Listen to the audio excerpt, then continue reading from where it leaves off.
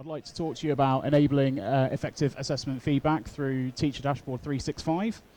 So just to provide a little bit of context first and foremost, I don't work for Teacher Dashboard, so I've been using this product for the last 3 years. And the reason we came to use this was because as a college, we moved on to Office 365 and we decided that this would be an effective product to use.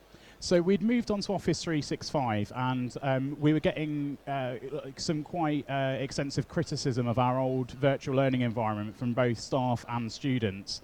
So we decided that we were going to try and use Office 365 as our new virtual learning environment. But initial tests were problematic because what we found was that students were sharing files with teachers via Office 365 by the share function, but there was no way to track that kind of end-to-end process, and there was no way to say, right, this is the deadline, we don't want you to make any alterations after this date.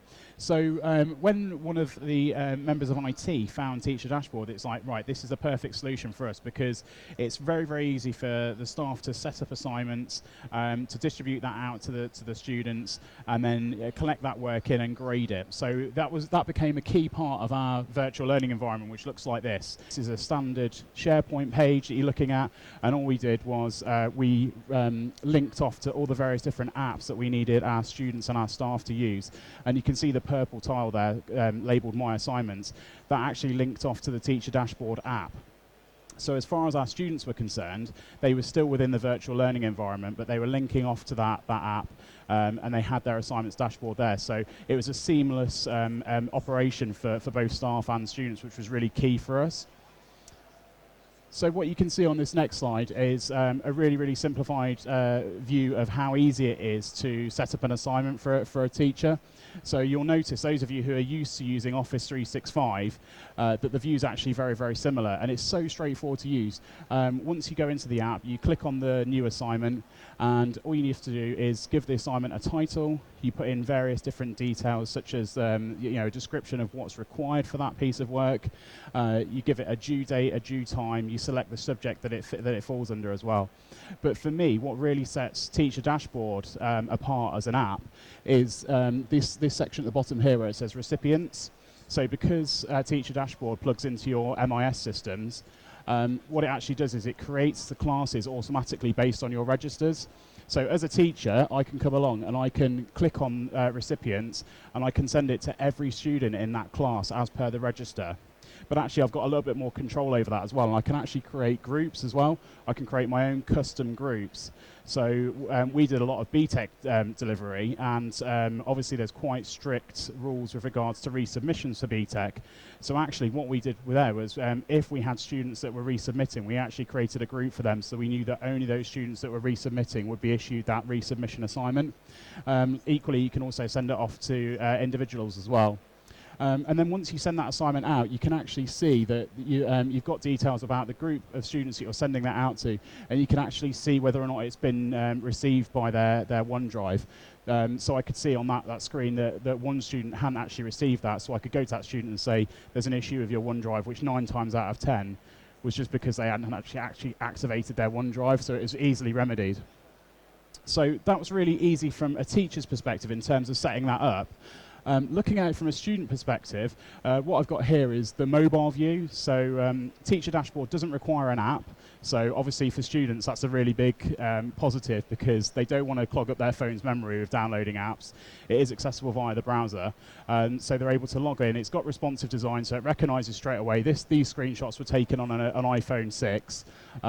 So you can see there they've got an assignment due. They can click into their assignment, and they've actually got the time that they have outstanding on the assignment, which actually changes as you get closer to the deadline. It goes amber and then red. And they can also click to say whether or not they actually started that assignment or if they've completed it. So it's really, really good in terms of tracking that administration of the assignment from a teacher's perspective, because I can see which students have and which ones haven't started the assignment. And they can then submit work really, really easily from their OneNotes, from their OneDrives, or from locally stored files. It's really easy for them to access that. And then similarly on the desktop view, it's exactly the same. Because it's responsive design, you've got all the same features. It just looks like it's on a bigger display. So in terms of ease of administration, This video shows the teacher's perspective once again, once the assignment's actually been completed. So I can go in there and I can see on the student progress columns, the dots represent their progress. So if I see 3 green dots, I know that student's completed that assignment. If I see 1 red dot, it means they've started it, but they haven't actually finished it. And if I see 2 amber dots, it means it's in progress. So I'll get a very quick visual representation of whether or not they're actually engaging in that assignment. And then in the browser window still, I can actually open up their Microsoft Word submission through Word Online, and I can start to annotate that submission using the Add Comments feature. So I can start to give them effective feedback based on that submission. And this is all in the same window, by the way. I haven't left the internet browser window. I'm still in that same window. So it's really cutting down on the amount of time that I'm spending on marking this assignment. So in terms of economies of time for us, it really reduced the number of clicks that the teacher was having to do in order to complete an assignment assessment. Because on the previous VLE we were using, they had to have 15 clicks of the button, and they had to interact with 3 different applications. So they'd have to use an internet browser, a file explorer, and Microsoft Word. Whereas with this, you can do it all from your internet browser in window. Hell of a lot of clicks, less clicks, and you can do it on smart devices as well. Because the fact that you can do it all through the browser window means you can just do it from a tablet. It's really straightforward. So you don't have those same concerns that you have of giving teachers access to PCs, especially those teachers that like to mark on the go, perhaps when they're on their commute. They can use iPads to do that on the go, and it's really effective. From a management perspective, we did quite a lot of delivery of BTEC, so assessment verification was really, really important for us, and we always had problems in terms of transparency in the past.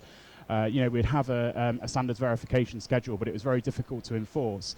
One of the key things that Teacher Dashboard has is the admin role. So you can assign your standards verifiers the admin role, and that gives them the right to go in and actually have a look at all of the assignments and all of the submissions, so they can actually take a random sample.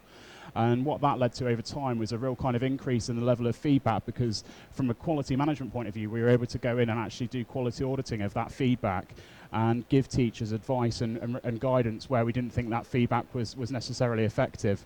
What that led to overall was us encouraging a growth mindset in our students.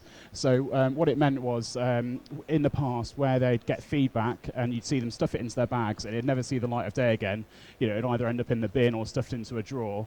Now we know that they've got access to all of their assignment feedback through the app. We can just tell them as soon as they get a new assignment, right, jump on the app. We want you to go and have a look at your feedback from the last assignment.